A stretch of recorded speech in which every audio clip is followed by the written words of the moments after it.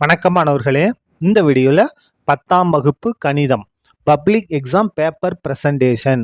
Public எக்ஸாமில் பேப்பரில் எதை முதல்ல எழுதணும், அதுக்கடுத்து என்ன எழுதணும், அதுக்கடுத்து என்ன, அதை பற்றி தான் பார்க்க போகிறோம்.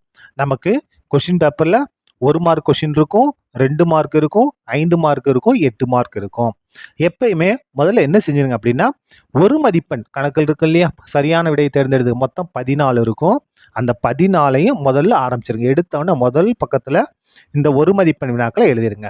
1லேருந்து 14 வரைக்கும் நம்பர் போட்டு அவருடைய ஆப்ஷன், அதாவது ஏவா பியா சியா டியா, அப்படி இல்லைன்னா ஆனாவா அவனாவா ஈனாவா ஈனா, அதை போட்டு தெளிவாக எழுதிடுங்க. அதுக்கடுத்து நீங்கள் என்ன செய்யணும் அப்படின்னா, கொஷின் நம்பர் 43க்கு போயிடணும். கொஷின் நம்பர் 43ல் 2 இருக்கும், ஏபின்னு 2 இருக்கும். அதில் என்னென்ன இருக்கும் அப்படின்னா, வடிவத்த முக்கோணம் வரைதல், முக்கோணம் வரைதல், தொடுகோடு வரைதல், இந்த 3ல் ஏதாவது 2 இருக்கும். அதில் எது உங்களுக்கு நல்லா தெரியுதோ அதை தெளிவாக வரையணும். உதவி படம் வரையணும், உண்மை படம் வரையணும். அந்த உண்மை படம் உதவி படம் ரெண்டுலையும் என்ன செய்யணும், அளவுகளை மறக்காமல் குறிக்கணும். சரியா? அளவுகளெல்லாம் நீங்கள் குறிச்சாதான் உங்களுக்கு முழு மதிப்பெண்கள் கிடைக்கும். அதுக்கு அடுத்தது வினாயன் 44. இந்த இதுலேயும் 2 இருக்கும். 44 ஏ அல்லது 44 பின்னு இருக்கும். இதில் நீங்கள் ஏதாவது ஒன்று தான் ஆன்சர் பண்ணணும். ஒன்று என்ன இருக்குன்னா, பரவளையம் இருக்கு இல்லையா, பரவளையம் பற்றின வரைபடம் இருக்கும். இன்னொன்று நேர்மாறல் எதிர்மாறல் பற்றிய வரைபடம் இருக்கும். உங்களுக்கு எது ஈஸியாக இருக்கோ அதை நீங்கள் ஆரம்பிக்கலாம். சரியா?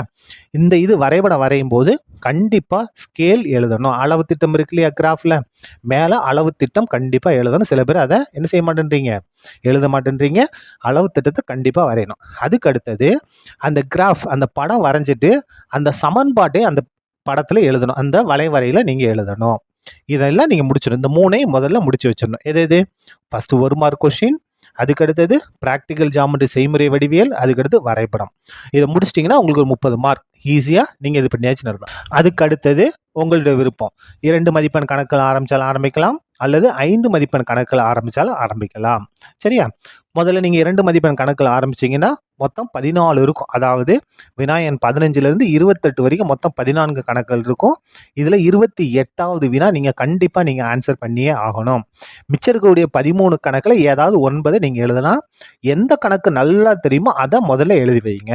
அதுக்கு அடுத்தது தெரியாத கணக்கு இருந்துச்சுன்னா அதாவது ஃபார்முலாவை எழுதி ஏதாவது எழுதி வைங்க. சரியா? அதுக்கு அடுத்தது 5 மதிப்பெண் கணக்குகளும் அதே தான். நமக்கு வினாயன் எதுலேருந்து எது வரைக்கும், 29லேருந்து 42 வரைக்கும் இருக்கும். மொத்தம் எத்தனை கணக்குகள் இருக்கும், 14 கணக்குகள் இருக்கும்.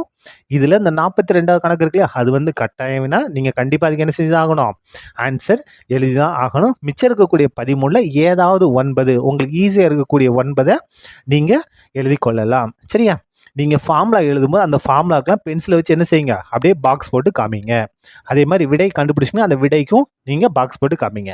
இந்த மாதிரி எழுதிங்கன்னா உங்களுடைய பேப்பர் ப்ரெசன்டேஷன் பார்க்கறதுக்கு நன்றாக இருக்கும். பொதுத் தேர்வு எழுதக்கூடிய அனைத்து மாணவர்களும் நல்ல மதிப்பெண்கள் பெற்று வெற்றி பெற STK மேத்ஸின் இனிய வாழ்த்துக்கள். நன்றி.